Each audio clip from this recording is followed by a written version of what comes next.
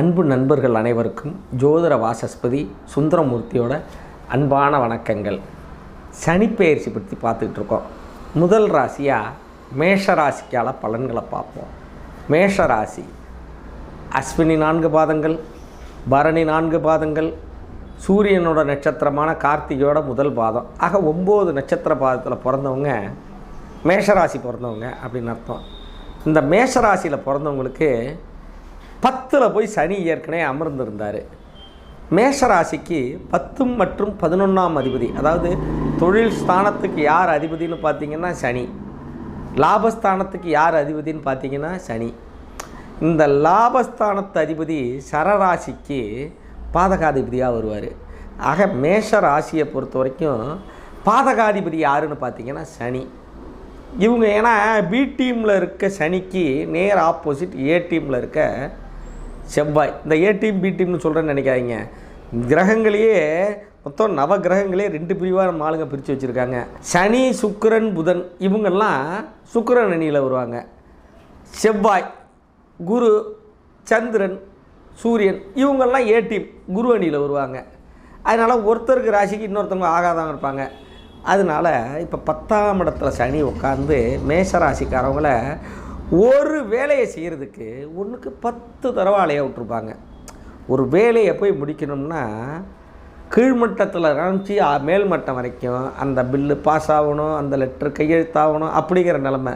இப்போ வயலில் போய் ஒரு எரு போடுற வேலை இருக்குன்னா எருவை எடுத்துகிட்டு போய் வைப்பாங்க, மழை பெய்யுதும்மா, எருவை கொண்டே கொட்டாயில் வைப்பாங்க, வேலையால் வல்லம்மா, தண்ணி வயலில் உஞ்சிட்டு தண்ணி இல்லைம்மா, தண்ணி வைக்க மோட்டருக்கு போனால் மோட்டரில் தண்ணி இருக்காது, கரண்ட் இருக்காது, எல்லாம் சரியாக அமைஞ்சால் இவன் வேலைக்கு போயிடுவான். அப்படின்னா ஒரு வேலையை முடிக்கிறதுக்கு எவ்வளோ இடைஞ்சல், எவ்வளோ பிரச்சனை பாருங்கள். இதே போல் மேலதிகாரி மேலே உட்காந்துக்கிட்டு நீங்கள் கரெக்டாக செய்வீங்க, ஆனால் அதில் எங்கே ஒரு இக்கன்னா தப்பு இருக்குதுன்னு உட்காந்து பார்த்துக்கிட்டு இருக்க மாதிரி நிலைமை மேஷராசிக்கு இது வரைக்கும் அமைஞ்சிருக்கும். தொழிலில் அப்படி பிரச்சனையாக இருந்திருக்கும், தந்தை வழியில் பிரச்சனையாக இருந்திருக்கும், தந்தைக்கு உங்களுக்கும் ஒரு சில கருத்து வேறுபாடு வந்திருக்கலாம், கணவன் மனைவிக்கு இடையில் ஒரு சுகமான ஒற்றுமையான உணர்வு இருந்திருக்காது, ஒரு உணர்வு இல்லாது மட்டும் கிடையாது, குழந்தைகள் வழியிலையும் சில மனக்கசப்பு வந்திருக்கலாம், ரொம்ப நாளாக எங்கேயாவது வெளியூர் பிரயாணம் போகலான் இருந்திருப்பீங்க, அதெல்லாம் தட்டி தட்டி போயிருந்திருக்கும். 10ஆவதுக்கு இந்த சனி பெயர்ச்சிக்கு சப்போர்ட் பண்ணுற மாதிரி குருவோட மாற்றம், ராகுவோட மாற்றம், ராகு 12ல் உட்காந்து வீண் விரயங்கள் இருக்கும்.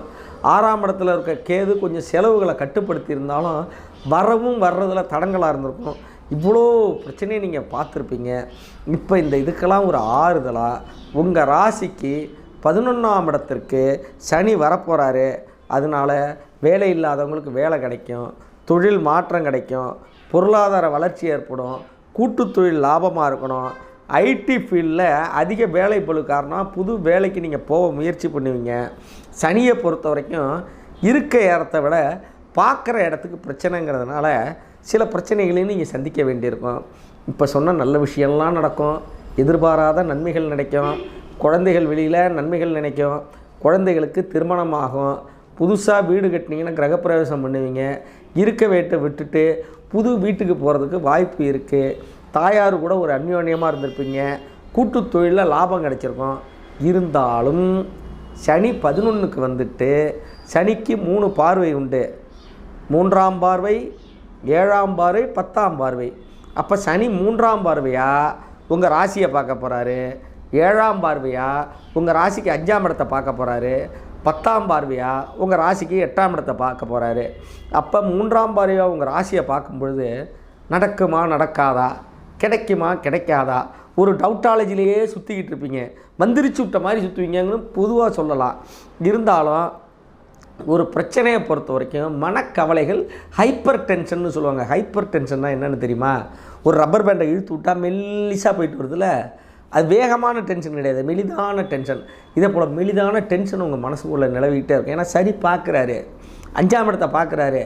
குழந்தைகள் உங்கள் பேச்சை கேட்க மாட்டேன்னு சொல்லலாம், இல்லை குழந்தைகளுக்காக ஒரு விரய செலவு நீங்கள் அதாவது சுப விரயம், ஒரு காது குத்தி வைக்கலாம், வயசுக்கு வர வயசில் பொண்ணு இருந்தாங்கன்னா அந்த பொண்ணுக்கு செலவு பண்ணலாம், அதுவும் இல்லாமல் திருமண வயசுலாம் திருமணம் செய்யலாம், திருமணமாகி கொடுத்த குழந்தைங்களுக்கு பிள்ளை பேர் பார்க்குறதுக்கு செலவு பண்ணலாம், மேல் படிப்புக்கு செலவு பண்ணலாம். அது மட்டும் இல்லாமல் உங்கள் குழந்தைகள் மேல் படிப்பு படிப்பதற்காக உங்களை விட்டு தொலை தூரத்துக்கு போகலாம். இதெல்லாம் ஒரு நல்ல விஷயங்கள் நடக்கும். ஏன்னா 11ல் இருக்கார், அந்த பார்வை அந்தளவுக்கு கெடுத்துறாது. 8ஆம் இடத்தை பார்க்க போகிறாரு. உங்களுக்கு நோய்கள் இருந்தால் அந்த நோய்கள்லாம் பிரச்சனை தீர்றதுக்கான டயம் இருந்தாலும் 8ஆம் இடத்துலங்கும்போது உங்கள் அடி வயிற்றில் ஏதாவது பிரச்சனை வராமல் பார்த்துங்க. மூதாதையர் வழி செலவு ஏதாவது வரும். உங்களுக்கு சிம்பிளான ஒரு சின்ன பரிகாரம் சொல்கிறேன். சனிக்கிழமையில் சனி ஓரையில் சிவன் கோயிலுக்கு போய், வாய்ப்பு இருக்கவங்க மெட்ராஸில் இருக்கவங்க மயிலாப்பூர் கபாலீஸ்வரர் கோயிலில் போய் அங்கே சனி பகவானை பார்க்கலாம். திருநள்ளாருக்கு வாங்க, இல்லை திருக்கொள்ளிக்காடு போங்க. சனி பகவான் குடும்பத்தோடு இருக்கிற நாச்சியார் கோயிலுக்கு போகலாம், குச்சனூருக்கு போகலாம். உங்களுக்கு எங்கே பக்கத்தில் சனி பிரசித்தி பெற்ற ஸ்தலங்கள் இருக்கோ அங்கே போங்க. சனிக்கிழமையில் போங்க, சனி ஓரையில் போங்க. 8 நல்லெண்ணெய் தீபம் ஏற்றுங்க. முடிஞ்சவங்களுக்கு சாப்பாடு வாங்கி கொடுங்க. உங்கள் கையால் தான தர்மம் பண்ணுங்கள். இந்த சனி பயிற்சி ஒரு 80லேருந்து 85% மேஷ ராசிக்காரவங்களுக்கு ஒரு மிகப்பெரிய நன்மைகளை கொடுக்க போகிற நிலைமையில தான் இருக்குது. அனைவருக்கும் எனது வாழ்த்துக்களை தெரிவித்துக் கொள்கிறேன். அன்னை அபிராமி அருளால் அனைவரும் நலமோடு வாழ பிரார்த்திக்கிறேன். நன்றி, வணக்கம்.